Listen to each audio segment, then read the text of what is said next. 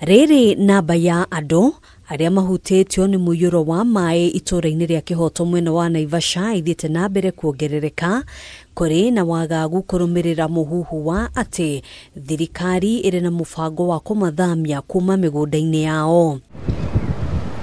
Maya mokite riri magana ma aikari itura-ini riri mathiete na mbere gwithara kuma micini yao indi makiuga matingerekereria migunda iria magurire na thigino yao yurire. Naona serikali inatupeleka ni kama inataka kutunyaganya hapa, kwa sababu hata mama yangu Saidi aliolewa hapa, ako saa na miaka 90, na aliniambia ati maji akikuja hakuwa ameona maji.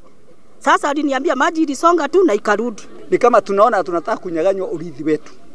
Kwa hivyo tunaye uchungu wakati tunasimama hali hapa, hata tunashindwa vile tutasema, kwa sababu hii serikali kusema kweli haisimami na sisi. Serikali inataka kutuangaisha.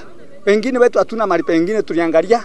MCA wa wadi ya Lakeview Alex Bogwa ni atariirie wagagu uria aikari makoretwo naguo magitigira kurutororwo migunda-ini ino. Hakuna notice ambayo tumepatiwa, na hii notice ambayo tunapatiwa kwa mdomo mimi naomba iishe, ili tujue ukitupatia notice tuhame kwa njia ya kuandikwa, tujue ofisi ya nani tunafaa kupeleka matakwa yetu. Bogwa agitumura ciuria cia uria aikari aya maheirwo taito cia migunda yao ona kana thirikari gwaka mathukuru, barabara na gwikira thitima angekorwo migunda ino ndiabatie kuiyukio ni muingi.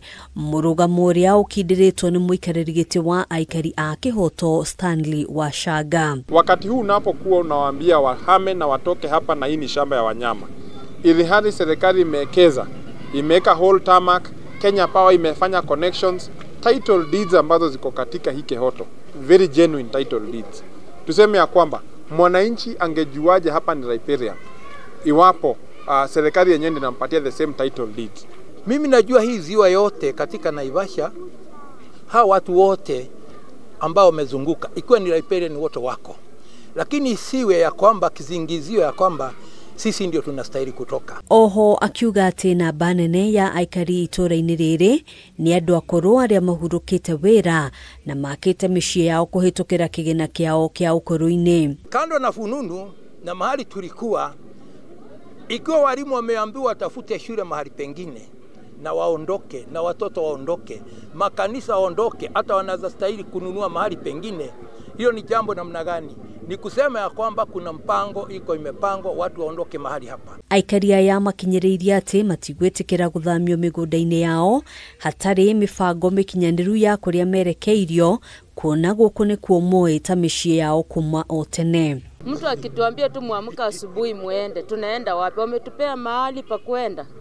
Wametupea mahali pa kwenda hata kama biashara yetu watu wetu wameama.